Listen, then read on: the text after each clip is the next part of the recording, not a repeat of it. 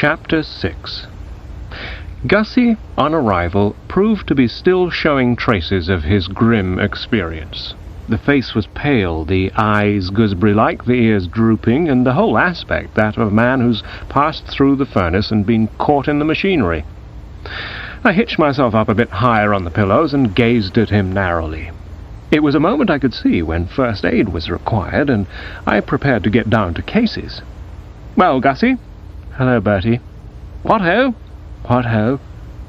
These civilities concluded, I felt that the moment had come to touch delicately on the past. "I hear you've been through it a bit." "Yes, thanks to Jeeves. It wasn't Jeeves's fault." "Entirely Jeeves's fault." "I don't see that. I forgot my money and latchkey."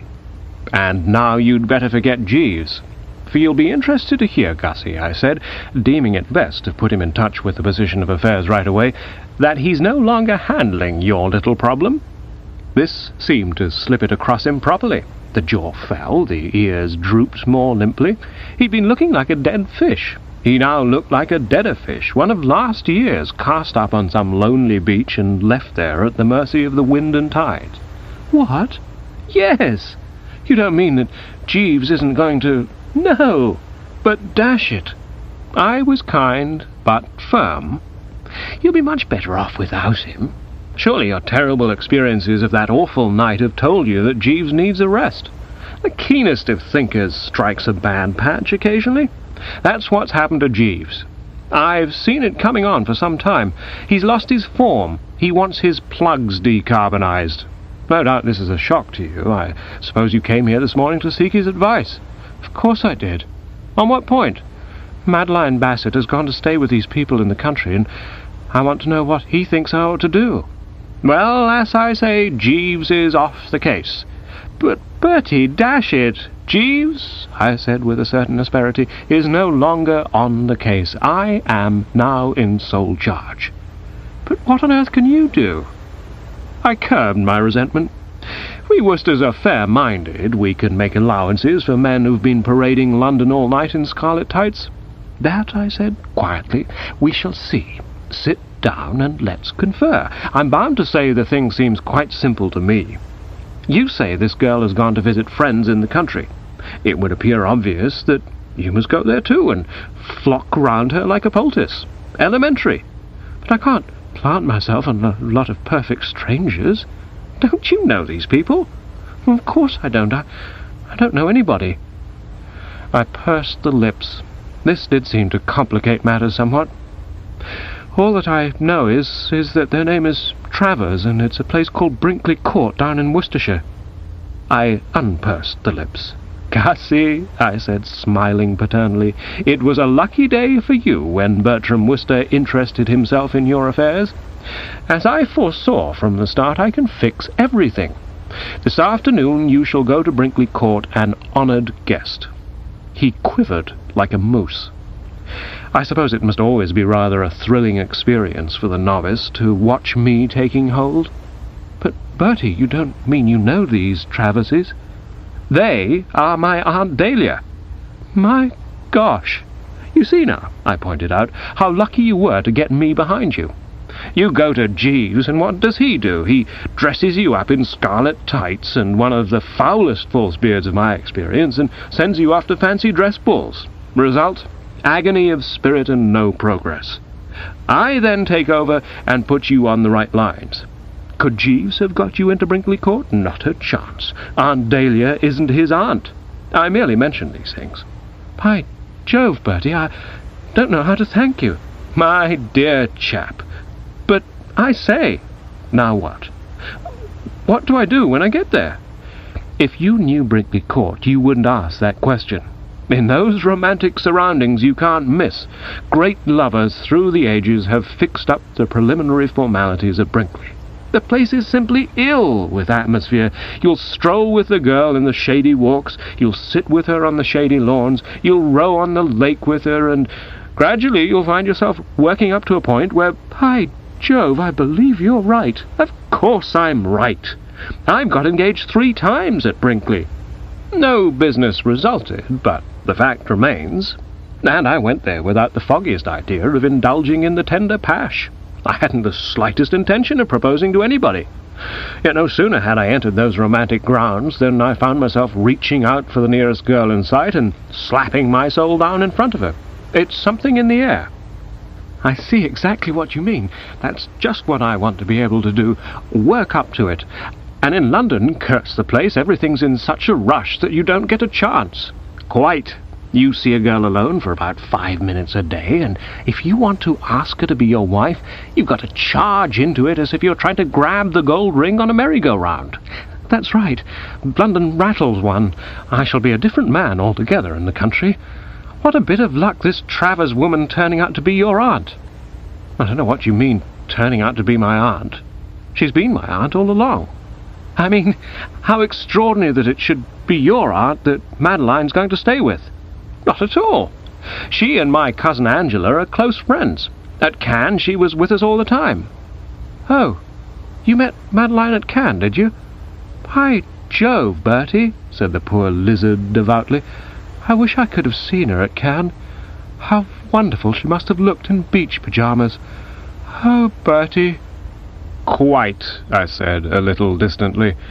Even when restored by one of Jeeves's depth bombs, one doesn't want this sort of thing after a hard night. I touched the bell, and when Jeeves appeared, requested him to bring me telegraph form and pencil. I then wrote a well-worded communication to Aunt Dahlia, informing her that I was sending my friend Augustus Finknottle down to Brinkley today to enjoy her hospitality, and handed it to Gussie.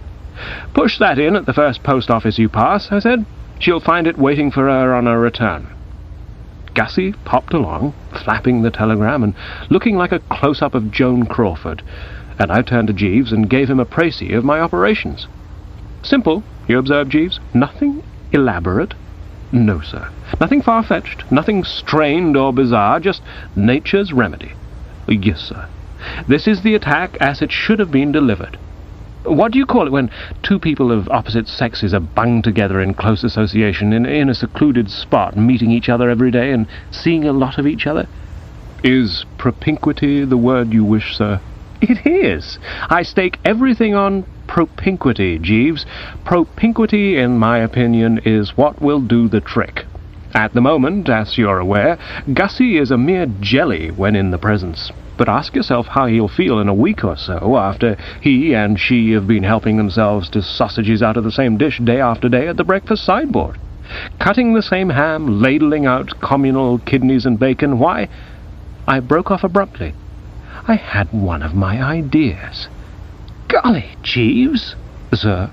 "Here's an instance of how you have to think of everything. You heard me mention sausages, kidneys and bacon and ham?" "Yes, sir." "Well, there must be nothing of that. Fatal. The wrong note entirely. Give me that telegraph form and pencil. I must warn Gussie without delay. What he's got to do is to create in this girl's mind the impression that he's pining away for love of her. This cannot be done by wolfing sausages." "No, sir." "Very well, then." And taking form and P, I drafted the following: Finknottle, Brinkley Court, Market, Snodsbury, Worcestershire. Lay off the sausages, avoid the ham, Bertie. Send that off, Jeeves, instanter." "Very good, sir." I sank back on the pillows.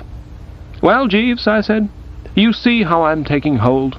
You notice the grip I'm getting on this case? No doubt you realize now that it would pay you to study my methods?" "No doubt, sir." "And even now you aren't on to the full depths of the extraordinary sagacity I've shown. Do you know what brought Aunt Dahlia up here this morning? She came to tell me I'd got to distribute the prizes at some beastly seminary she's a governor of down at Market Snodsbury." "Indeed, sir. I fear you will scarcely find that a congenial task." "Ah, but I'm not going to do it. I'm going to shove it off onto Gussie." "Sir?" "I propose, Jeeves, to wire to Aunt Dahlia saying that I can't get down, and suggesting that she unleashes him on these young Borstal inmates of hers in my stead." "But if Mr. Finknottle should decline, sir?" "Decline? Can you see him declining? Just conjure up the picture in your mind, Jeeves. Scene: the drawing-room at Brinkley. Gussie wedged into a corner, with Aunt Dahlia standing over him, making hunting noises. I put it to you, Jeeves, can you see him declining? Not readily, sir, I agree. Mrs. Travers is a forceful personality. He won't have a hope of declining. His only way out would be to slide off, and he can't slide off because he wants to be with Miss Bassett. No, Gussie will have to toe the line, and I shall be saved from a job at which I confess the soul shuddered. Getting up on a platform and delivering a short, manly speech to a lot of foul school kids. Golly, Jeeves, I've been through that sort of thing once, what? You remember that time at the girls' school? Very vividly, sir. What an ass I made of myself. Certainly I have seen you to better advantage, sir. I think you might bring me just one more of those dynamite specials of yours, Jeeves. This narrow squeak has made me come over all faint. I suppose it must have taken Aunt Dahlia 3 hours or so to get back to Brinkley, because it wasn't till well after lunch that her telegram arrived.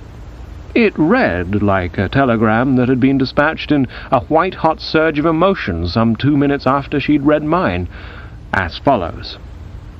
Am taking legal advice to ascertain whether strangling an idiot nephew counts as murder. If it doesn't, look out for yourself. Consider your conduct frozen limit. What do you mean by planting your loathsome friends on me like this?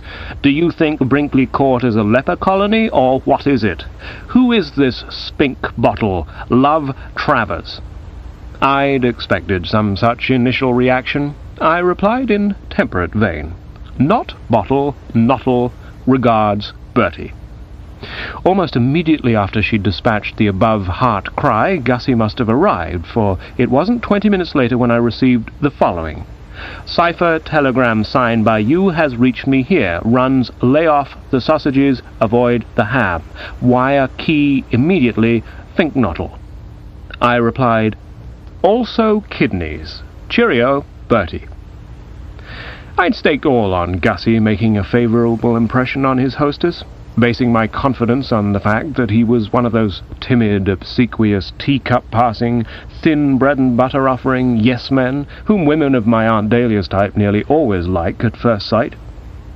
That I hadn't overrated my acumen was proved by her next in order, which I was pleased to note, essayed a markedly larger percentage of the milk of human kindness, as follows.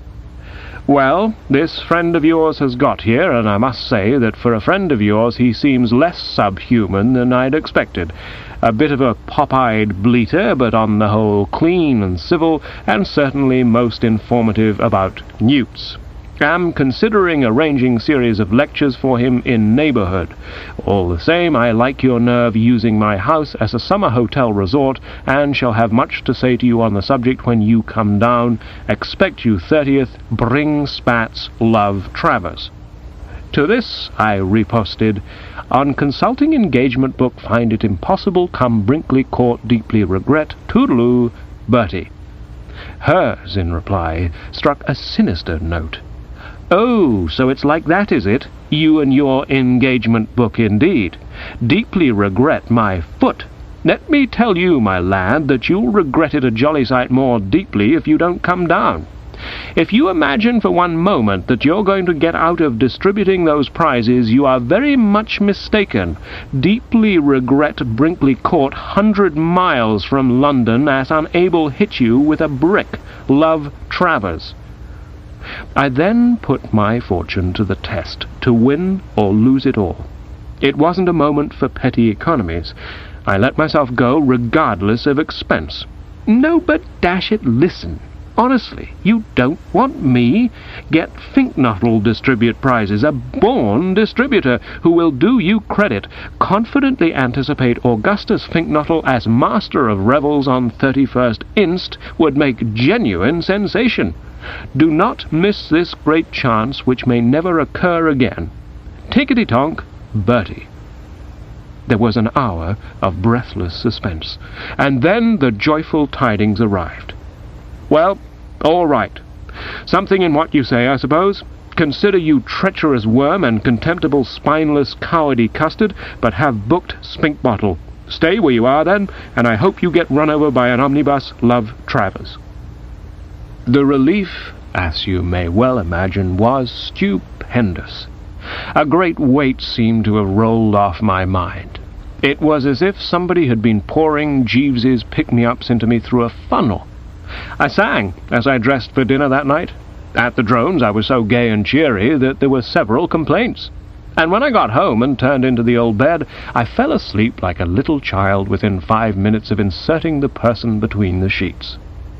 It seemed to me that the whole distressing affair might now be considered definitely closed. Conceive my astonishment, therefore, when, waking on the morrow and sitting up to dig into the morning teacup, I beheld on a tray another telegram. My heart sank. Could Aunt Dahlia have slept on it and changed her mind? Could Gussie, unable to face the ordeal confronting him, have legged it during the night down a water pipe? With these speculations racing through the bean, I tore open the envelope, and as I noted contents, I uttered a startled yip. "Sir," said Jeeves, pausing at the door. I read the thing again. Yes, I'd got the gist all right. No, I hadn't been deceived in the substance. "Jeeves," I said, "do you know what?" "No, sir." "You know my cousin Angela?" "Yes, sir." "You know young Tuppy Glossop?" "Yes, sir." "They've broken off their engagement." "I'm sorry to hear that, sir." "I have here a communication from Aunt Dahlia specifically stating this. I wonder what the row was about." "I couldn't say, sir." "Of course you couldn't. Don't be an ass, Jeeves." "No, sir." I brooded. I was deeply moved. "Well, this means that we shall have to go down to Brinkley today. Aunt Dahlia is obviously all of a twitter, and my place is by her side. You'd better pack this morning and catch that 12:45 train with the luggage. I have a luncheon engagement, so we'll follow in the car." "Very good, sir." I brooded some more. "I must say this has come as a great shock to me, Jeeves." "No doubt, sir. A very great shock. Angela and Tuppy. Why, they seem like the paper on the wall. Life is full of sadness, Jeeves." "Yes, sir." "Still, there it is." "Undoubtedly, sir." "Right-ho, then. Switch on the bath." "Very good, sir."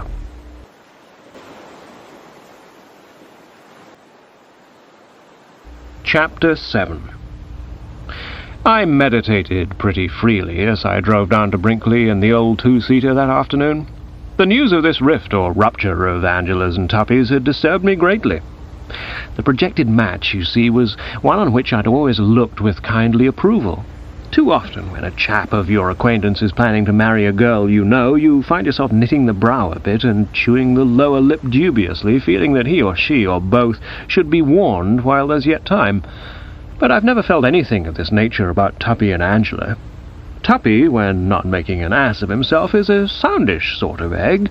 So is Angela a soundish sort of egg, and as far as being in love was concerned, it had always seemed to me that you wouldn't have been far out in describing them as two hearts that beat as one.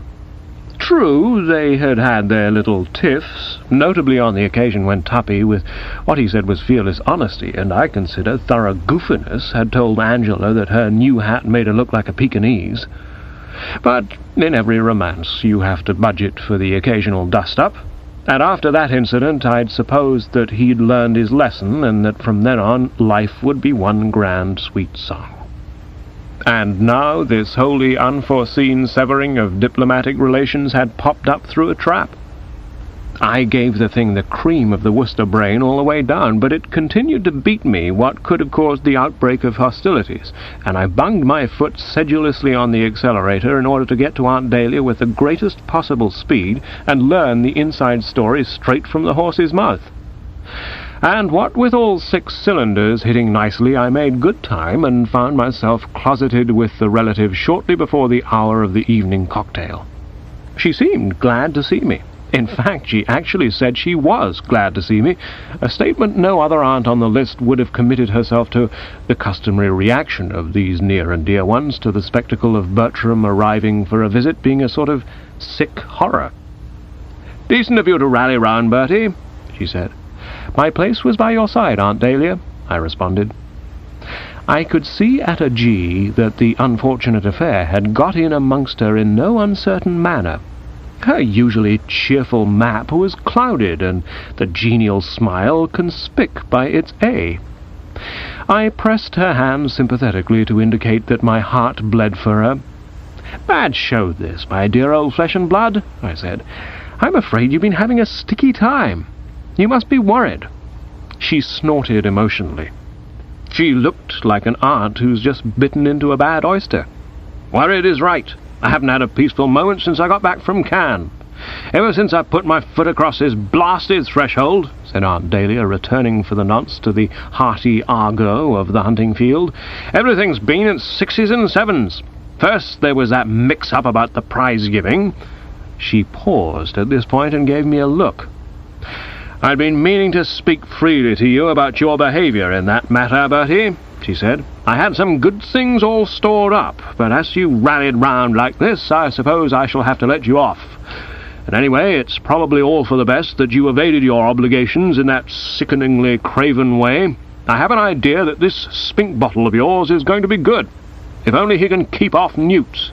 "Has he been talking about newts?" "He has, fixing me with a glittering eye like the ancient mariner. But if that was the worst I had to bear, I wouldn't mind. What I'm worrying about is what Tom is going to say when he starts talking." "Uncle Tom?"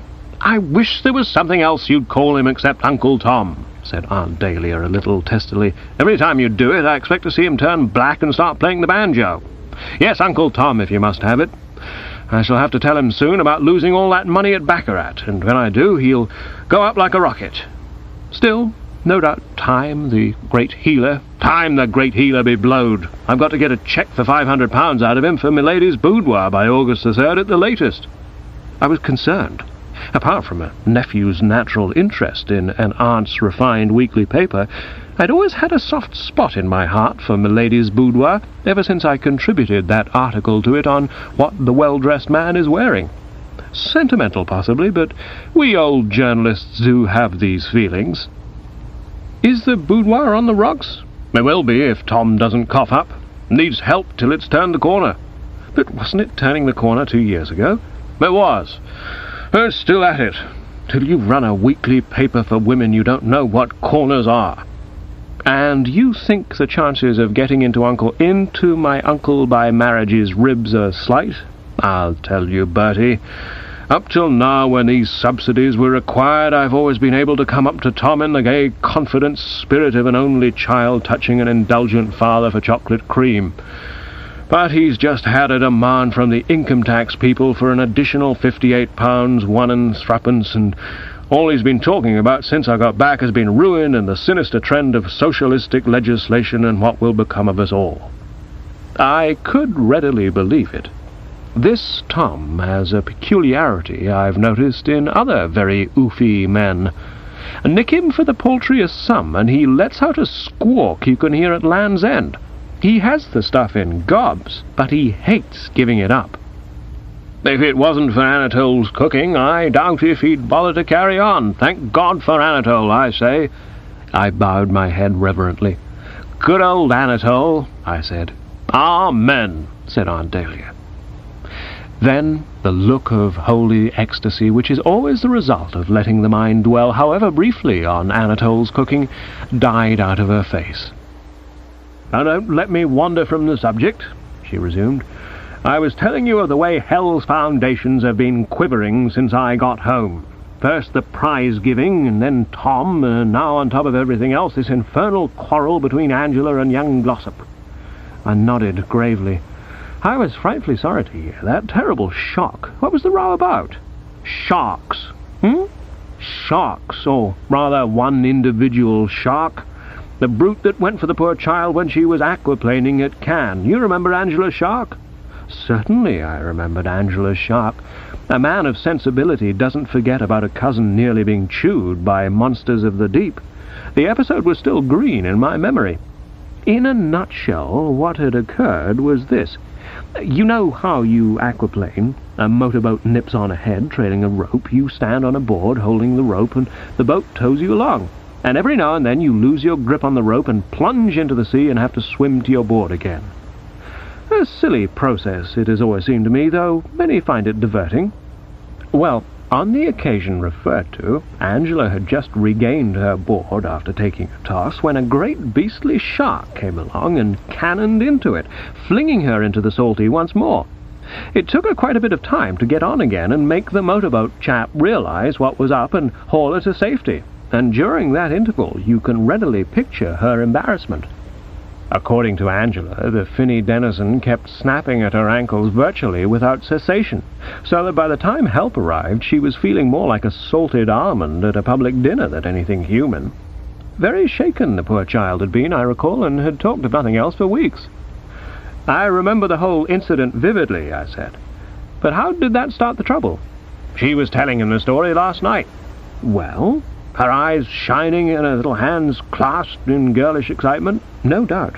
"Instead of giving her the understanding and sympathy to which she was entitled, what do you think this blasted gossip did? He sat listening like a lump of dough as if she'd been talking about the weather. When she'd finished, he took his cigarette holder out of his mouth and said, 'I expect it was only a floating log.'" "He didn't." "He did. And when Angela described how the thing had jumped and snapped at her, he took his cigarette holder out of his mouth again and said, 'Ah, probably a flatfish, quite harmless. No doubt it was just trying to play.' Well, I mean, what would you have done if you'd been Angela? She has pride, sensibility, all the natural feelings of a good woman. She told him he was an ass and a fool and an idiot and didn't know what he was talking about." I must say I saw the girl's viewpoint. It's only about once in a lifetime that anything sensational ever happens to one, and when it does, you don't want people taking all the colour out of it. I remember at school having to read that stuff where that chap, Othello, tells the girl what a hell of a time he's been having among the cannibals and whatnot. Well, imagine his feelings if, after he described some particularly sticky passage with a cannibal chief and was waiting for the awestruck, "Oh, not really," she'd said that the whole thing had no doubt been greatly exaggerated and that the man had probably really been a prominent local vegetarian. Yes, I saw Angela's point of view. But don't tell me that when he saw how shirty she was about it, the chump didn't back down. He didn't. He argued. And one thing led to another until by easy stages they'd arrived at the point where she was saying that she didn't know if he was aware of it, but if he didn't knock off starchy foods and do exercises every morning, he'd be getting as fat as a pig. And he was talking about this modern habit of girls putting makeup on their faces, of which he'd always disapproved. This continued for a while. Then there was a loud pop, and the air was full of mangled fragments of their engagement. "I'm distracted about it. Thank goodness you've come, Bertie." "Nothing could have kept me away," I replied, touched. "I felt you needed me." "Yes, quite. Or rather," she said, "not you, of course, but Jeeves. The minute all this happened, I thought of him. The situation obviously cries out for Jeeves. If ever in the whole history of human affairs there was a moment when that lofty brain was required about the home, this is it." I think if I'd been standing up, I would have staggered. In fact, I'm pretty sure I would.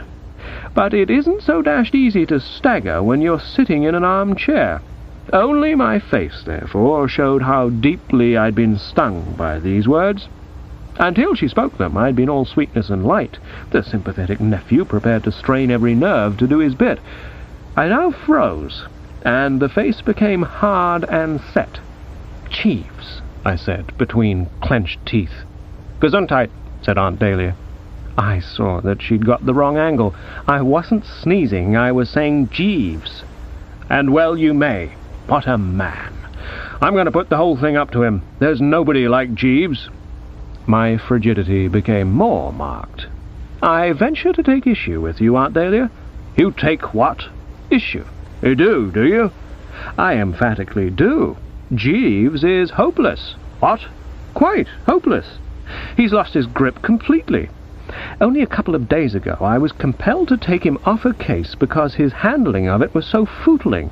And anyway, I resent this assumption, if assumption is the word I want, that Jeeves is the only fellow with brain. I object to the way everybody puts things up to him without consulting me, and letting me have a stab at them first."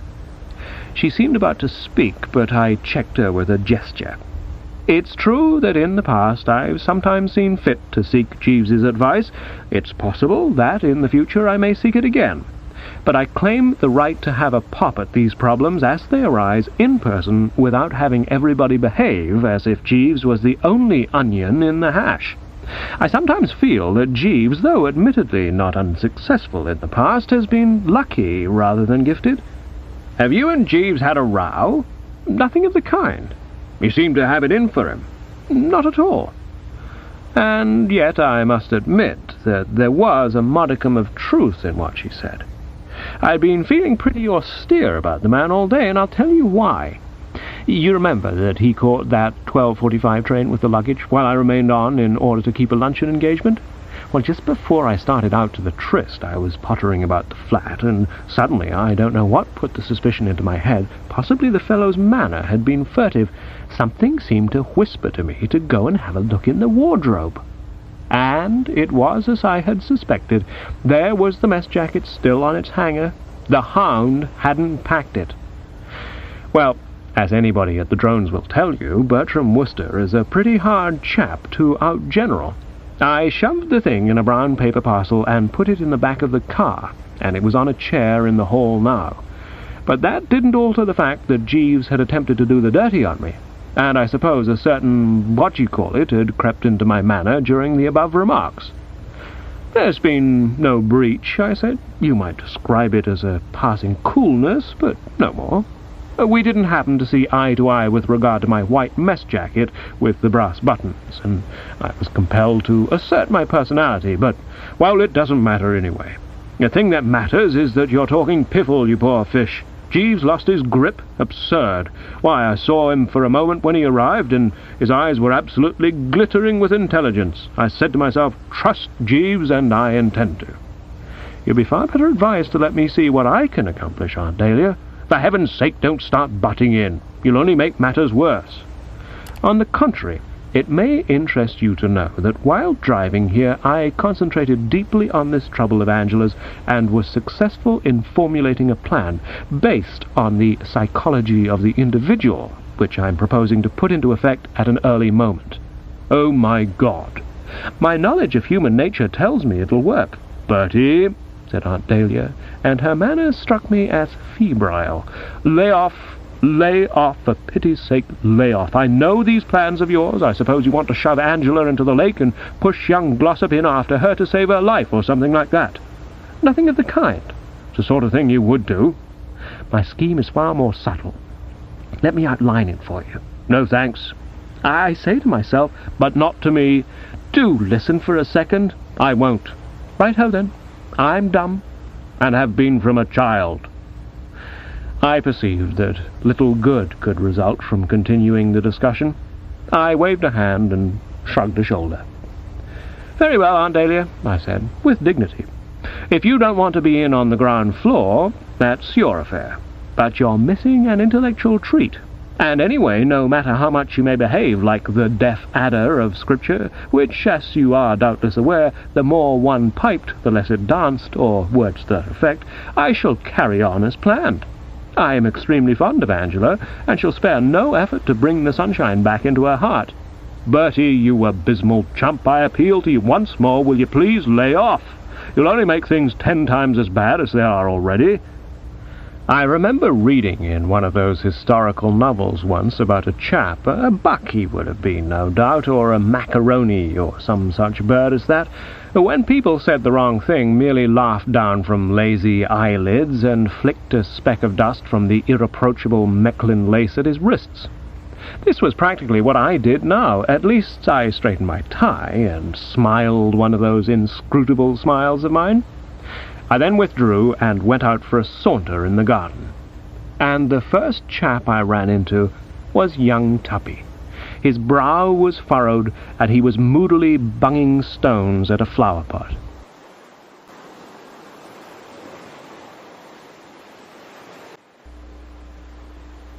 Chapter 8. I stared at the man. "Stab my vitals, Stilton!" I cried in uncontrollable astonishment. "Why the fancy dress?" He, too, had a question to ask.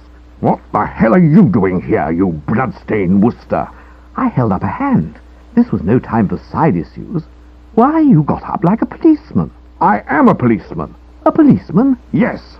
"When you say policeman," I queried, groping, "do you mean policeman?" "Yes." "You're a policeman?" "Yes, blast you. Are you deaf? I'm a policeman." I grasped it now. He was a policeman. And my mind flashing back to yesterday's encounter in the jewellery bin, I realized what had made his manner furtive and evasive when I'd asked him what he did at Steeple Bumptley. He had shrunk from revealing the truth, fearing lest I might be funny at his expense, as indeed I would have been, extraordinarily funny. Even now, though the gravity of the situation forbade their utterance, I was thinking of at least 3 priceless cracks I could make. What about it? Why shouldn't I be a policeman? Oh, rather. Half the men you know go into the police nowadays. I nodded. This was undoubtedly true. Since they started that college at Hendon, the force has become congested with one's old buddies. I remember balmy Fotheringay Phipps describing to me with gestures his emotions on being pinched in Leicester Square one boat race night by his younger brother George. And much the same thing happened to Freddie Widgeon at Hurst Park in connection with his cousin Cyril. Yes, I said, spotting a flaw, but in London. Not necessarily. With the idea of getting into Scotland Yard and rising to great heights in their profession. That's what I'm going to do. Get into Scotland Yard? Yes. Rise to great heights? Yes. Well, I shall watch your future progress with considerable interest, I said. But I spoke dubiously. At Eton, Stilton had been captain of the boats, and he had also rowed assiduously for Oxford. His entire formative years, therefore, as you might say, had been spent in dipping an oar into the water, giving it a shove, and hauling it out again. Only a pretty dumb brick would fritter away his golden youth doing that sort of thing, which in addition to being silly is also the deuce of a sweat. And Stilton Cheesebright was a pretty dumb brick. A fine figure of a young fellow as far northwards as the neck, but above that, solid concrete. I could not see him as a member of the Big Four. Far more likely that he would end up as one of those Scotland Yard bunglers who used, if you remember, always to be getting into Sherlock Holmes's hair. However, I didn't say so. As a matter of fact, I didn't say anything, for I was too busy pondering on this new and unforeseen development. I was profoundly thankful that Jeeves had voted against my giving Florence a birthday present. Such a gift, if Stilton heard of it, would have led to his tearing me limb from limb, or at the best, summoning me for failing to abate a smoky chimney. You can't be too careful how you stir up policemen. I had succeeded in sidetracking his question for a space, but I knew that the respite would be merely temporary. They train these cops to stick to the point. I was not surprised, therefore, when he now repeated it. I am not saying I didn't wish he hadn't. All I'm saying is that I wasn't surprised. Well, to blazes with all that, you haven't told me what you're doing in Steeple Bumptley. I temporized. Oh, just making a passing sojourn, I said nonchalantly, the old careless Bertie Wooster. You mean you've come to stay? For a while. Somewhere over yonder is my little nest. I hope you will frequently drop in when off duty. And what made you suddenly decide to come taking little nests in these parts? I went into my routine. Jeeves wanted to do a bit of fishing. Oh? Yes, he tells me it's admirable here. You find the hook, and the fish do the rest. For quite a while he had been staring at me in an unpleasant, boiled sort of way, the brows drawn, the eyes bulging in their sockets. The austerity of his gaze now became intensified. Except for the fact that he hadn't taken out a notebook and a stub of pencil, he might have been questioning some rat of the underworld as to where he'd been on the night of June the 25th. I see. That is your statement, is it? Jeeves wanted to do a bit of fishing. That's right. Oh. Well, I'll tell you what you wanted to do, young blasted Wooster. A bit of snake in the grassing. I affected not to have grabbed the gist, though in reality I'd got it nicely. Snake in the whatting? Grassing. I don't follow you. Then I'll make it clearer. You've come here to sneak round Florence. My dear chap. He ground a tooth or two. It was plain that he was in dangerous mood. I may as well tell you, he resumed, that I was not at all satisfied with your evidence, with what you said when I saw you yesterday. You stated that you had known Florence... Just one moment, Stilton. Sorry to interrupt, but do we bandy a woman's name? Yes, we do, and bloody well keep on bandying it. Oh, righto, I just wanted to know. You stated that you had known Florence only slightly. Pretty well was the exact expression you used, and it seemed to me that your manner was suspicious. So when I got back, I saw her and questioned her about you. She confessed that you and she had once been engaged. I moistened the lips with the tip of the tongue. I am never at my best tete-a-tete with the constabulary, They always seem somehow to quell my manly spirit. It may be the helmet that does it, or possibly the boots. And of course, when one of the gendarmerie is accusing you of trying to pinch his girl, the embarrassment deepens. At the moment of going to press, with Stilton's eyes boring holes through me, I had begun to feel like Eugene Aram just before they put the gyves on his wrists. I don't know if you remember the passage. Titum, titum, titum, titum, titum, titumty, missed. I think it's missed. And Eugene Aram walked between with gyves upon his wrist. I cleared the throat and endeavoured to speak with a winning frankness. Why, yes, that's right. It all comes back to me. We were. Long ago. Not so long ago. Well, it seems like long ago. Oh? Yes. Is that so? Positively. Whole thing's over, eh? Definitely. Nothing between you now? Not a thing. Then how do you account for the fact that she gives you a copy of her novel and writes to Bertie with love from Florence in it? I tottered, and at the same time I'm bound to confess I found myself feeling a new respect for Stilton.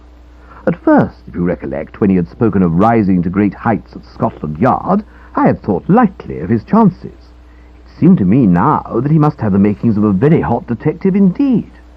You had the book with you when you came into that jeweller's shop. You left it on the counter, and I looked inside. I revised my views about his sleuthing powers. Not so hot after all. Sherlock Holmes, if you remember, always said that it was a mistake for a detective to explain his methods. Well? I laughed lightly. At least I tried to. As a matter of fact, the thing came out more like a death rattle. Oh, that was rather amusing. All right, go on. Make me laugh. I was in the bookshop and she came in. You had an assignation with her in the bookshop? No, just an accidental meeting. I see. And you come down here to arrange another? Good Lord, no. Do you seriously expect me to believe that you aren't trying to steal her from me? Nothing could be farther from my thoughts, old man. Don't call me old man. Righto, if you don't like it. The whole thing, officer, is one of those absurd misunderstandings. As I was starting to tell you, I was in this bookshop. Here he interrupted me, damning the bookshop with a good deal of heartiness. I'm not interested in the bookshop. The point is that you have come down here to make a snake in the grass of yourself, and I'm not going to have it. I've just one thing to say to you, Wooster. Get out. But push off. Remove your beastly presence. Pop back to your London residence and stay there. And do it quick. But I can't. What do you mean? Well, as I said before, my lips were sealed, but the Woosters are swift thinkers. Old Boko, I explained. I am acting for him in a rather delicate matter. As you possibly may know, my Uncle Percy is endeavouring to put the B on his union with Nobby, and I have promised the young couple that I will plead for them. This will, of course, involve my remaining in statu... what is it? Pa! No, not pa, quo. That's the word I'm trying to think of. You can't plead with an uncle by marriage unless you're in statu quo. It seemed to me a pretty good and reasonable explanation, and I was distressed accordingly to observe that he was sneering unpleasantly. I don't believe a word of it. You plead? What's the good of you pleading? As if anything you could say would have any weight with anybody. I repeat, clear out. Otherwise... He didn't mention what would happen otherwise, but the menacing way in which he hopped on his bicycle and pedalled off spoke louder than words. I don't think I've ever seen anyone pedal with a more sinister touch to the ankle work. I was still looking after him, feeling a little weak, when from the opposite, or wee nook direction, there came the ting of another bicycle bell, and swivelling round, I perceived Florence approaching. As perfect an instance of one damn thing after another as I've ever experienced. In sharp contradistinction to those of Stilton, her eyes were shining with a welcoming light. She hopped off as she reached the car, and flashed a bright smile at me. "Ah, here you are, Bertie. I've just been putting a few flowers in wee nook for you." I thanked her, but with a sinking heart. I hadn't liked that smile, and I didn't like the idea of her sweating about strewing flowers in my path. The note struck seemed to me altogether too matey. Then I reminded myself that if she was betrothed to Stilton, there could be no real cause for alarm. After all, her father had married my aunt, which made us sort of cousins, and there was nothing necessarily sinister in a bit of cousinly bustling about. Blood, I mean to say, when you come right down to it, being thicker than water. "Frightfully decent of you," I said. I've just been having a chat with Stilton. Stilton? You're affianced. Oh, Darcy. Why do you call him Stilton? A boyish nickname. We were at school together. Oh, then perhaps you can tell me if he was always such a perfect imbecile as he is today. I didn't like this. It didn't seem the language of love. In what sense do you use the word imbecile? I use it as the only possible description of a man who, with a wealthy uncle willing and anxious to do everything for him, deliberately elects to become a common constable. Why did he, I ask, become a common constable, I mean? He says that every man ought to stand on his own feet and earn a living. Conscientious. Rubbish. You don't think it does him credit? No, I don't. I think he's a perfect idiot. There was a pause.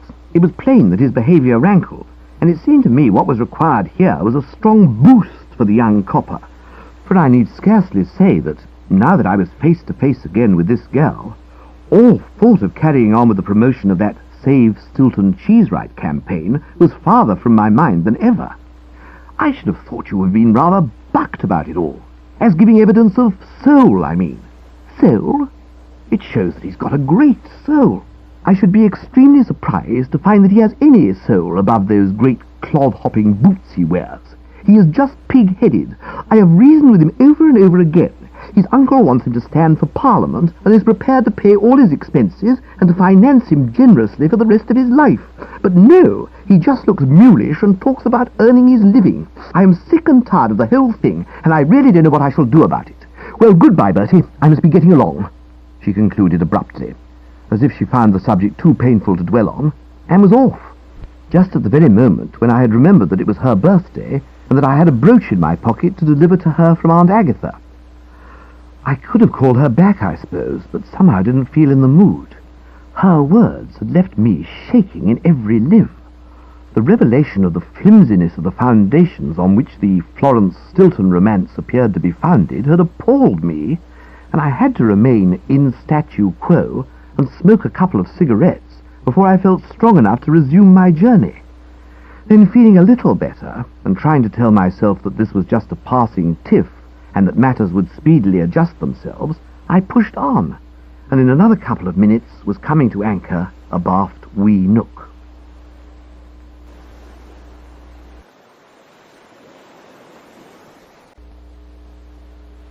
Chapter 9.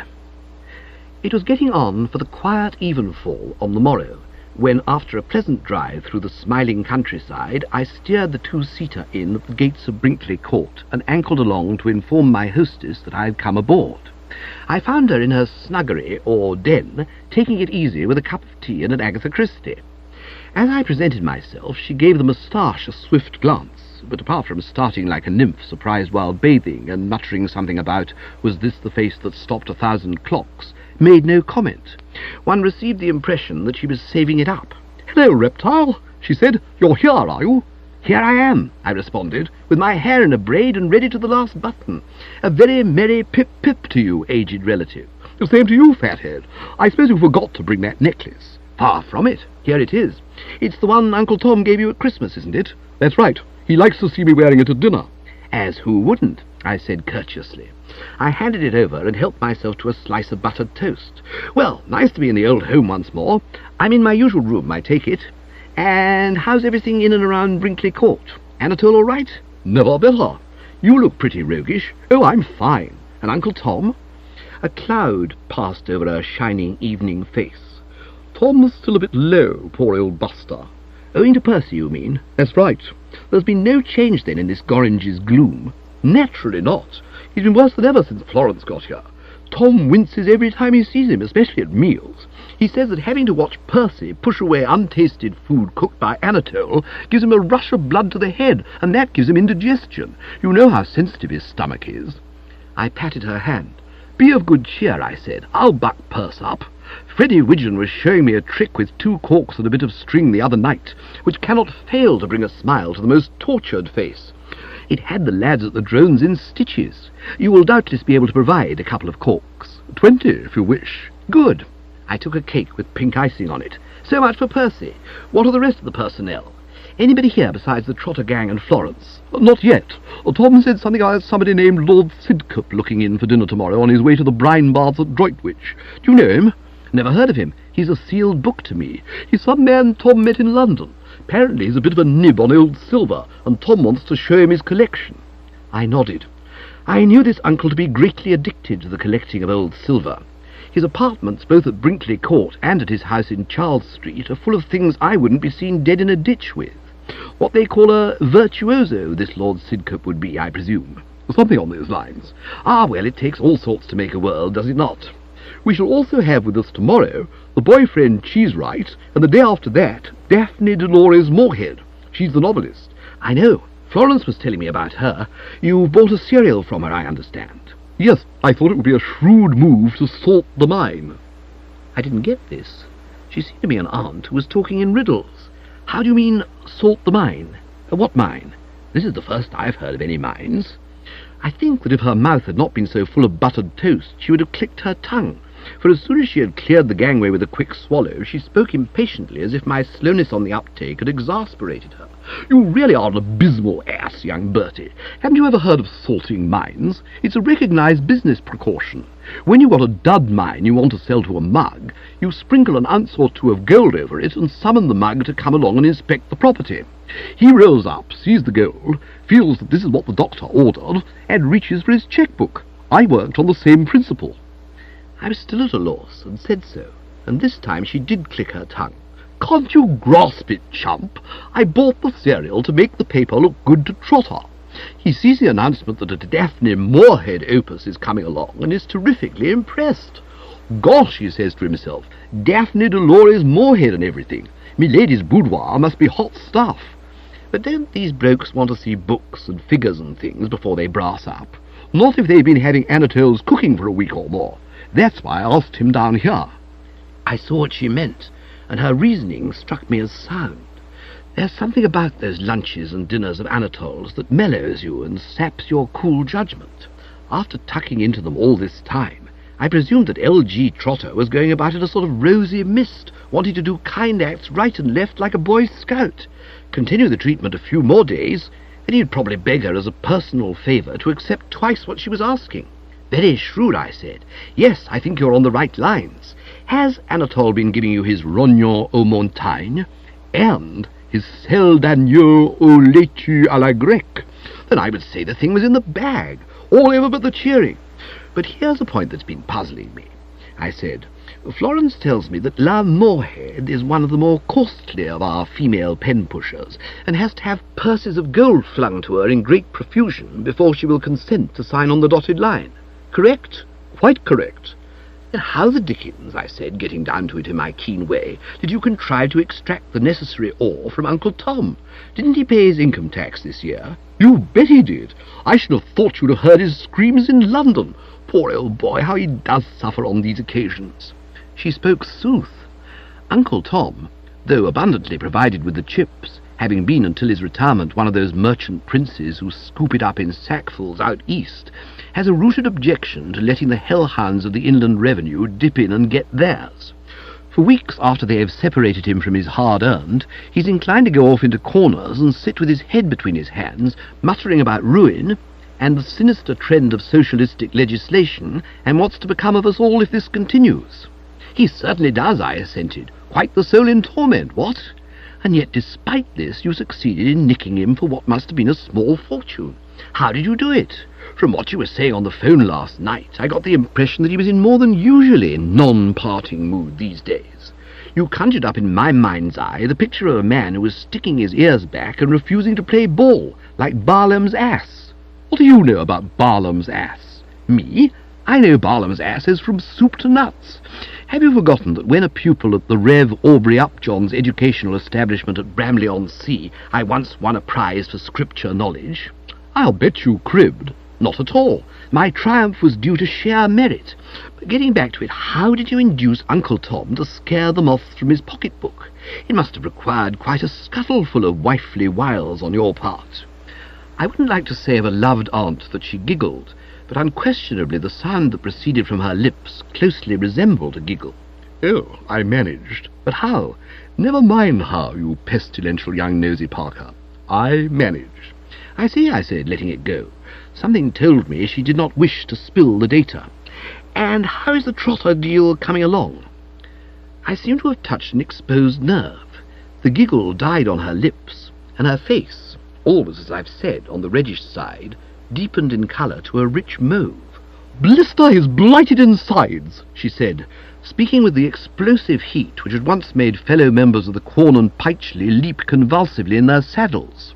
"I don't know what's the matter with the son of Belial. Here he is with 9 of Anatole's lunches and 8 of Anatole's dinners tucked away among the gastric juices, and he refuses to get down to brass tacks. He hums. What on earth does he do that for? And haws. He evades the issue. I strain every nerve to make him talk turkey, but I can't pin him down. He doesn't say yes, and he doesn't say no. There's a song called that, or rather, she didn't say yes and she didn't say no. I sing it a good deal in my bath. It goes like this." I started to render the refrain in a pleasant light baritone, but desisted on receiving Agatha Christie abaft the frontal bone. The old relative seemed to have fired from the hip like somebody in a Western bee picture. "Don't try me too high, Bertie dear," she said gently, and fell into what looked like a reverie. "Do you know what I think is the trouble?" she went on, coming out of it. "I believe Ma Trotter is responsible for this non-cooperation of his.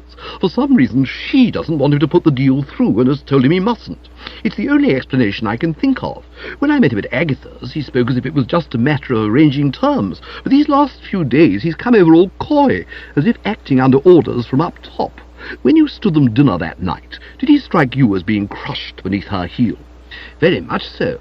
He wept with delight when she gave him a smile, and trembled with fear at her frown. But why would she object to him buying the boudoir?" "Don't ask me. It's a complete mystery." "You haven't put her back up somehow since she got here?" "Certainly not. I've been fascinating. And yet there it is, what? Exactly. There it blasted well is, curse it." I heaved a sympathetic sigh. Mine is a tender heart, easily wrung, and the spectacle of this good old egg mourning over what might have been had wrung it like a ton of bricks. "Too bad," I said. "One had hoped for better things." "One had," she assented. "I was so sure that Moorhead cereal would have brought home the bacon." "Of course he may be just thinking it over." "That's true. A fellow thinking it over would naturally hum, and haw, and possibly also haw. You could scarcely expect him to do less." We would no doubt have proceeded to go more deeply into the matter, subjecting this humming and hawing of L.G. Trotters to a close analysis, but at this moment the door opened, and a careworn face peered in, a face disfigured on either side by short whiskers, and in the middle by tortoiseshell-rimmed spectacles. "I say," said the face, contorted with anguish, "have you seen Florence?" Aunt Dahlia replied that she had not been privileged to do so since lunch. "I thought she might be with you." "She isn't." "Oh," said the face, still running the gamut of the emotions, and began to recede. "Hey!" cried Aunt Dahlia, arresting it as it was about to disappear. She went to the desk and picked up a buff envelope. "This telegram came for her just now. Will you give it to her if you see her? And while you're here, meet my nephew Bertie Wooster, the pride of Piccadilly." Well, I hadn't expected him, on learning of my identity, to dance about the room on the tips of his toes, and he didn't. He gave me a long, reproachful look, similar in its essentials to that which a black beetle gives a cook when the latter is sprinkling insect powder on it. "I have corresponded with Mr. Wooster," he said coldly. "We have also spoken on the telephone." He turned and was gone, gazing at me reproachfully to the last. It was plain that the Gorringes did not lightly forget. "That was Percy," said Aunt Dahlia. I replied that I divined as much. "Did you notice how he looked when he said Florence? Like a dying duck in a thunderstorm." "And did you notice," I inquired in my turn, "how he looked when you said Bertie Wooster? Like someone finding a dead mouse in his pint of beer. Not a bonhomous bird. Not my type. No, you would scarcely suppose that even a mother could view him without nausea, would you? And yet he's the apple of Ma Trotter's eye. She loves him as much as she hates Mrs. Alderman Blenkinsop. Did she touch on Mrs. Alderman Blenkinsop at that dinner of yours?" "At several points during the meal." "Who is she?" "Her bitterest social rival up in Liverpool." "They have social rivals up in Liverpool." "You bet they do, in droves. I gather that it's nip and tuck between the Trotter and the Blenkinsop as to who shall be the uncrowned queen of Liverpudlian society. Sometimes one gets her nose in front, sometimes the other. It's like what one used to read about the death struggles for supremacy in New York's 400 in the old days. But why am I telling you all this? You ought to be out there in the sunset, racing after Percy and bucking him up with your off-colour stories. You have a fund of off-colour stories, I presume? Oh, rather. Then get going, laddie. Once more under the breach, dear friends, once more, or close the wall up with our English dead. Yoicks! Tally-ho! Hark forward, she added, reverting to the argot of the hunting field. Well, when Aunt Dahlia tells you to get going, you get going, if you know what's good for you. But I was in no cheery mood as I made my way into the great open spaces. That look of Percy's had told me it was going to be a hard audience. It had in it much of the austerity which I'd noticed in Stilton Cheesewright's Uncle Joseph during our get-together at Vinton Street Police Court. It was with not a little satisfaction, accordingly, that I found on arriving in the open no signs of him. Relieved, I abandoned the chase and started to stroll hither and thither, taking the air. And I hadn't taken much of it when there he was, rounding a rhododendron bush in my very path. Chapter 10. Mrs. Spotsworth had left the ruined chapel. After a vigil of some 25 minutes, she had wearied of waiting for Lady Agatha to manifest herself. Like many very rich women, she tended to be impatient and to demand quick service. When in the mood for spectres, she wanted them hot off the griddle. Returning to the garden, she had found a rustic seat, and was sitting there smoking a cigarette and enjoying the beauty of the night.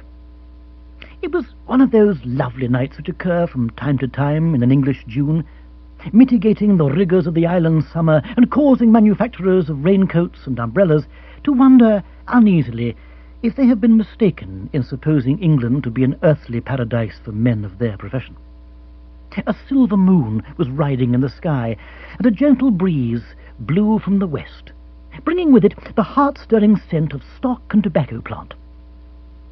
Shy creatures of the night rustled in the bushes at her side, and, to top the whole thing off, somewhere in the woods beyond the river, a nightingale had begun to sing with the full-throated zest of a bird conscious of having had a rave notice from the poet Keats, and only a couple of nights ago a star spot on the programme of the BBC. It was a night made for romance, and Mrs. Spotsworth recognised it as such. Although in her vers libre days in Greenwich Village she had gone in almost exclusively for starkness and squalor, even then she had been at heart a sentimentalist. Left to herself, she would have turned out stuff full of moons, Junes, loves, doves, blisses and kisses. It was simply that the editors of the poetry magazines seemed to prefer rat-ridden tenements, the smell of cooking cabbage, and despair. And a girl had to eat. Fixed now as solidly financially as any woman in America, and freed from the necessity of truckling to the tastes of editors, she was able to take the wraps of her romantic self. And as she sat on the rustic seat, looking at the moon and listening to the nightingale, a stylist like the late Gustave Flaubert, tireless in his quest for the mot juste, would have had no hesitation in describing her mood as mushy. To this mushiness, Captain Bigger's conversation at dinner had contributed largely. We have given some indication of its trend, showing it ranging freely from cannibal chiefs to dart-blowing headhunters, from headhunters to alligators, and its effect on Mrs. Spotsworth had been very similar to that of Othello's reminiscences on Desdemona. In short, long before the last strawberry had been eaten, the final nut consumed, she was convinced that this was the mate for her, and resolved to spare no effort in pushing the thing along. In the matter of marrying again, both A.B. Spotsworth and Clifton Bessemer had given her the green light, and there was consequently no obstacle in her path. There appeared, however, to be one in the path leading to the rustic seat, for at this moment there floated to her, through the silent night, the sound of a strong man tripping over a flower-pot. It was followed by some pungent remarks in Swahili, and Captain Bigger limped up, rubbing his shin. Mrs. Spotsworth was all womanly sympathy. "Oh, dear, have you hurt yourself, Captain?" "A mere scratch, dear lady," he assured her. He spoke bluffly, and only somebody like Sherlock Holmes or Monsieur Poirot could have divined that at the sound of her voice his soul had turned a double somersault, leaving him quivering with an almost Bill Roaster-like intensity. His telephone conversation concluded, the white hunter had prudently decided to avoid the living room and head straight for the great open spaces where he could be alone. To join the ladies, he had reasoned, would be to subject himself to the searing torture of having to sit and gaze at the woman he worshipped, a process which would simply rub in the fact of how unattainable she was. He recognized himself as being in the unfortunate position of the moth in Shelley's well-known poem that allowed itself to become attracted by a star. And it seemed to him that the smartest move a level-headed moth could make would be to minimize the anguish by shunning the adored object's society. It was, he felt, what Shelley would have advised.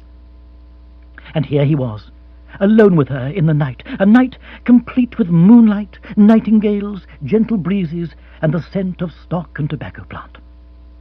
It was a taut, tense Captain Bigger, a Captain Bigger telling himself he must be strong, who accepted his companion's invitation to join her on the rustic seat. The voices of Tubby Frobisher and the Subadar seemed to ring in his ears. "Chin up, old boy," said Tubby in his right ear. "Remember the code," said the Subadar in his left. He braced himself for the coming tete-a-tete. Mrs. Spotsworth, a capital conversationalist, began it by saying what a beautiful night it was, to which the captain replied, "Top hill." "The moon," said Mrs. Spotsworth, indicating it, and adding that she always thought a night when there was a full moon was so much nicer than a night when there was not a full moon. "Oh, rather," said the captain. Then, after Mrs. Spotsworth had speculated as to whether the breeze was murmuring lullabies to the sleeping flowers, and the captain had regretted his inability to inform her on this point, he being a stranger in these parts, there was a silence. It was broken by Mrs. Spotsworth, who gave a little cry of concern. "Oh, dear." "What's the matter?" "I've dropped my pendant. The clasp is so loose." Captain Bigger appreciated her emotion. "Bad show," he agreed. "It must be on the ground somewhere. I'll have a look-see." "I wish you would. It's not valuable. I don't suppose it costs more than $10,000, but it has a sentimental interest. One of my husbands gave it to me. I can never remember which." "Oh, have you found it? Thank you ever so much. Will you put it on for me?" As Captain Bigger did so, his fingers, spine, and stomach muscles trembled. It is almost impossible to clasp a pendant round its owner's neck without touching that neck in spots, and he touched his companion's in several. And every time he touched it, something seemed to go through him like a knife. It was as though the moon, the nightingale, the breeze, the stock, and the tobacco plant were calling to him to cover this neck with burning kisses. Only Tubby Frobisher and the Subadar, forming a solid block in opposition, restrained him. "Straight bat, old boy," said Tubby Frobisher. "Remember, you're a white man," said the Subadar. He clenched his fists and was himself again.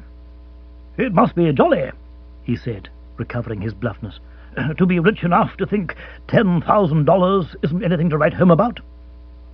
Mrs. Spotsworth felt like an actor receiving a cue.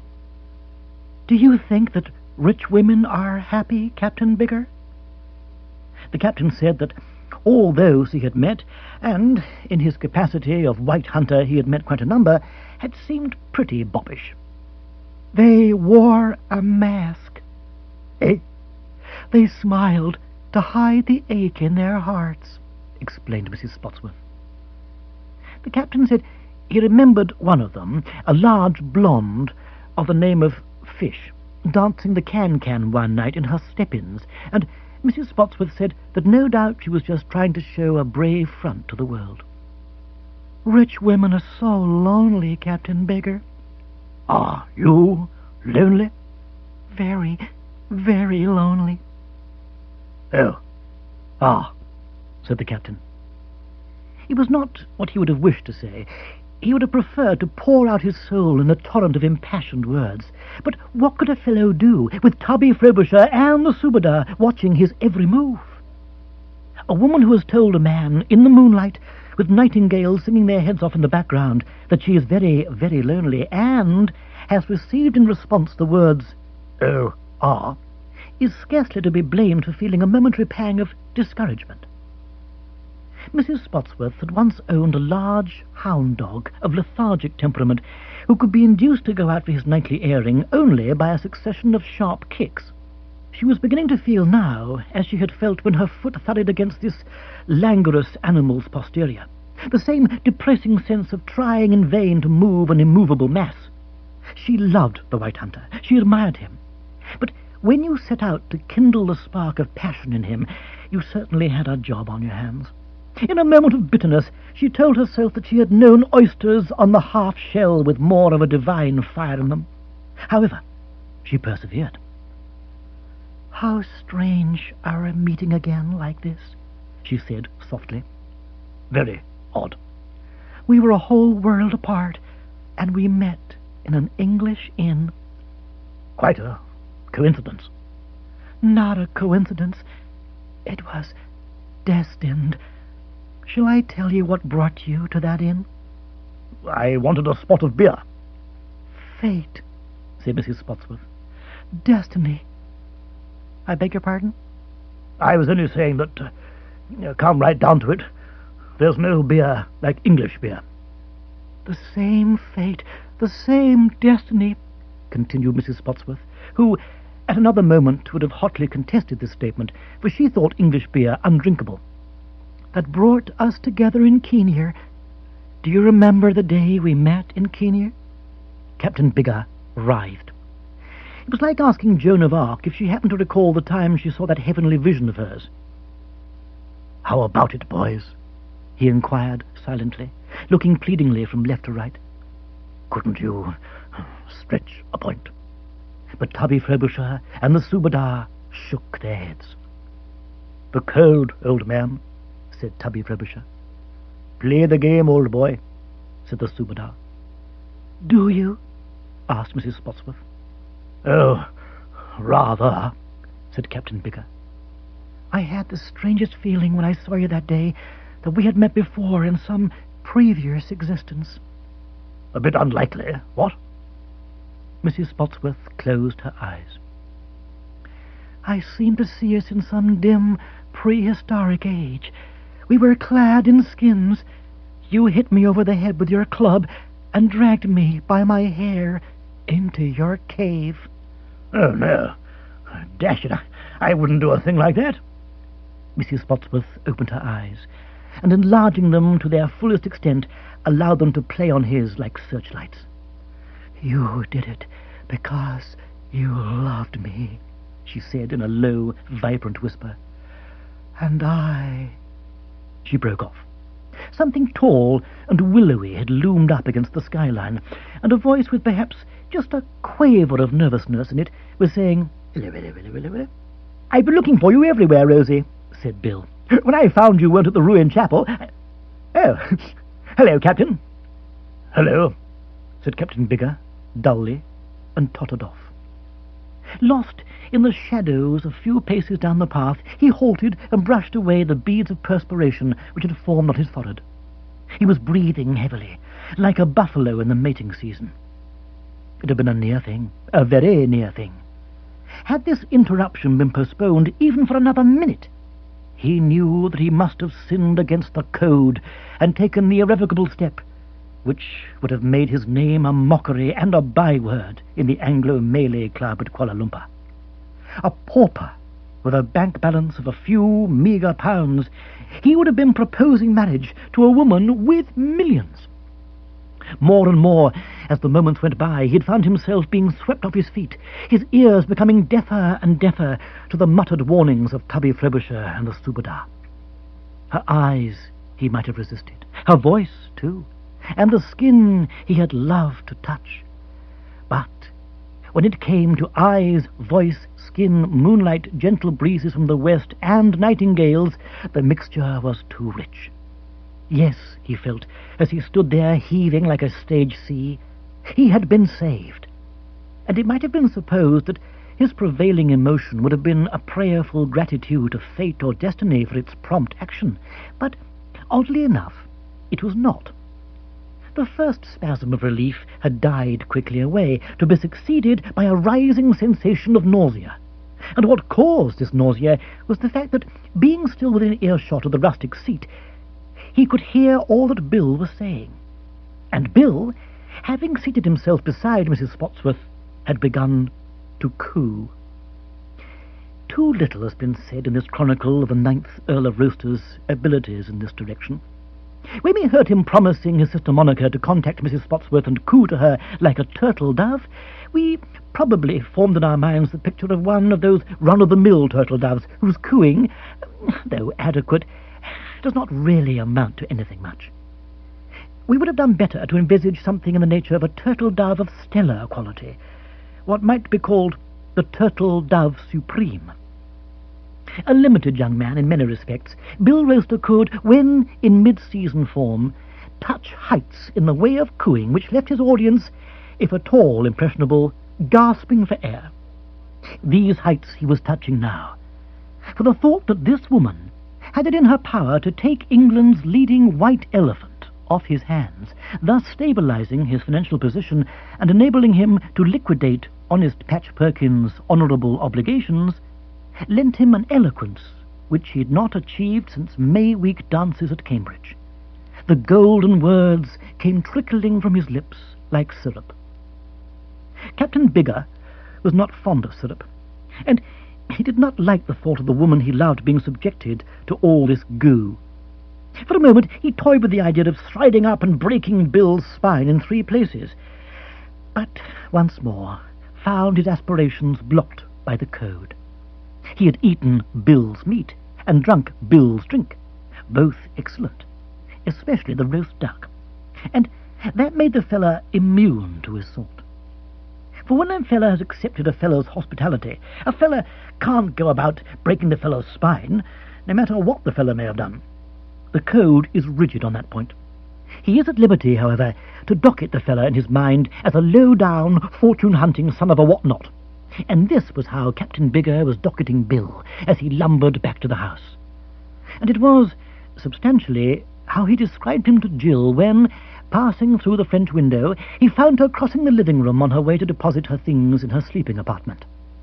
"Good gracious," said Jill, intrigued by his aspect. "You seem very upset, Captain Bigger. What's the matter? Have you been bitten by an alligator?" Before proceeding, the captain had to put her straight on this. "No alligators in England," he said, "except, of course, in zoos.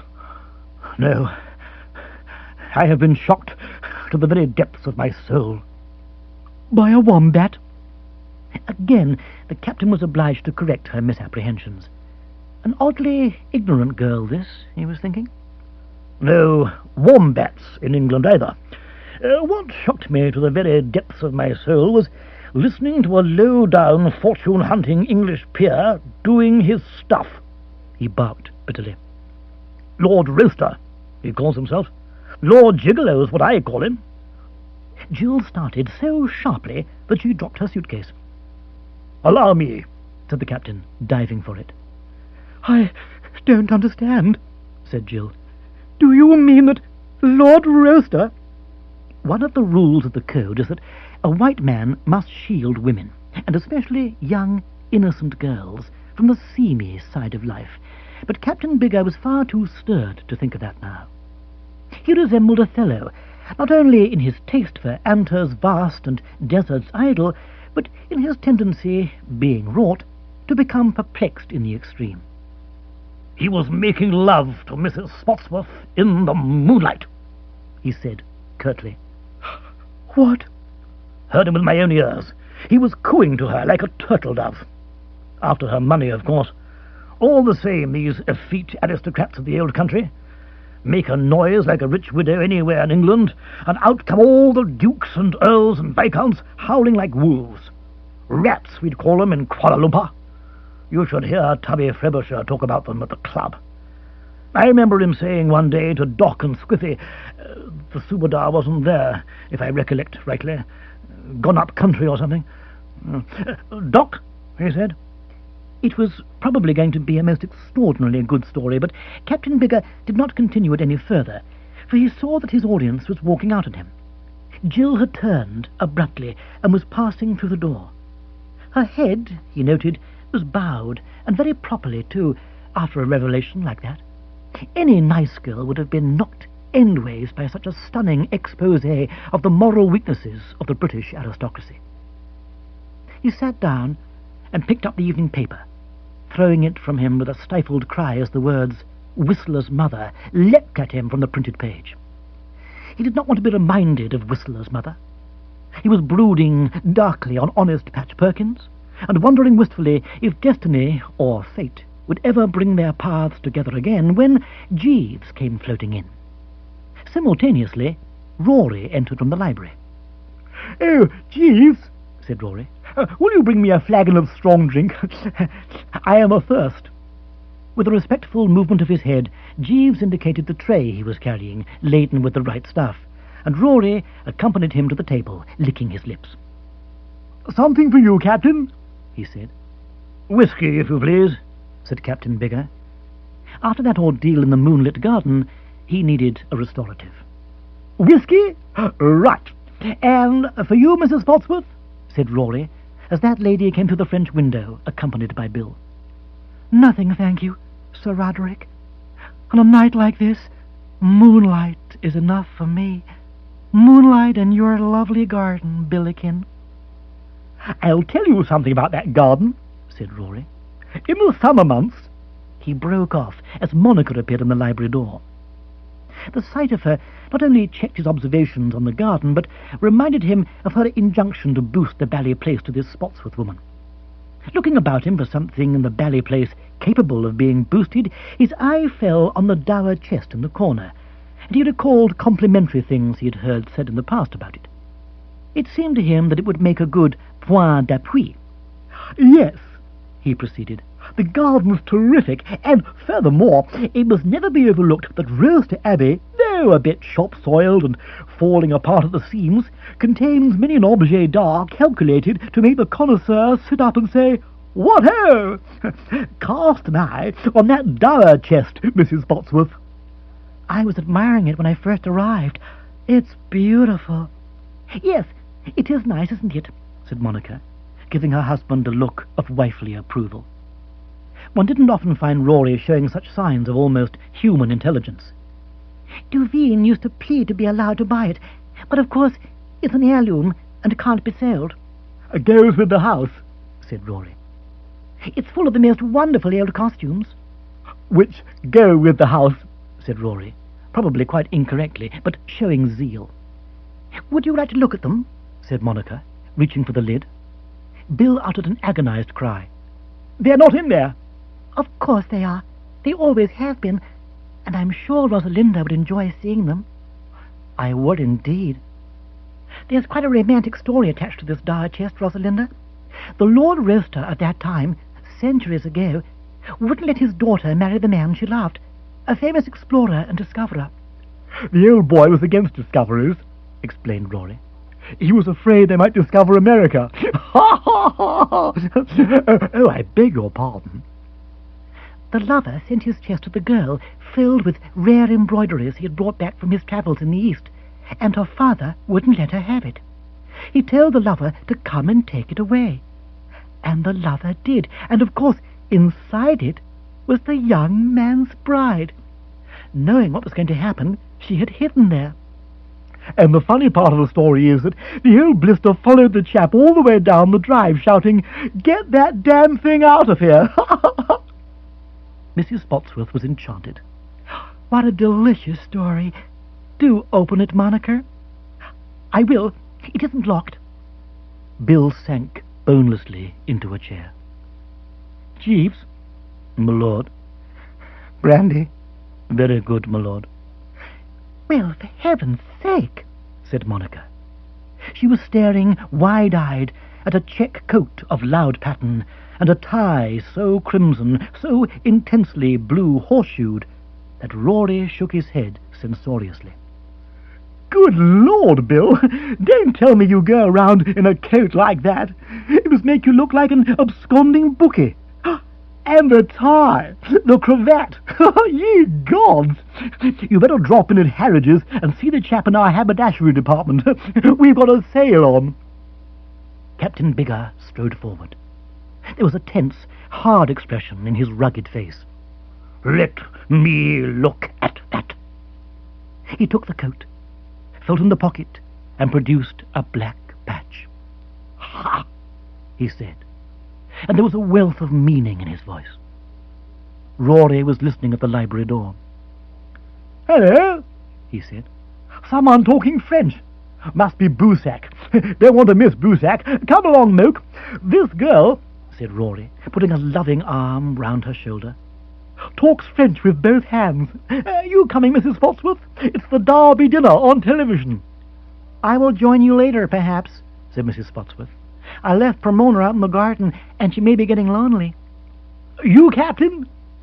Captain Biggar shook his head. His face was more rugged than ever. "I have a word or two to say to Lord Roaster first. If you can spare me a moment, Lord Roaster." "Oh, rather," said Bill, faintly. Jeeves returned with the brandy, and he sprang for it like Whistler's mother, leaping at the winning post.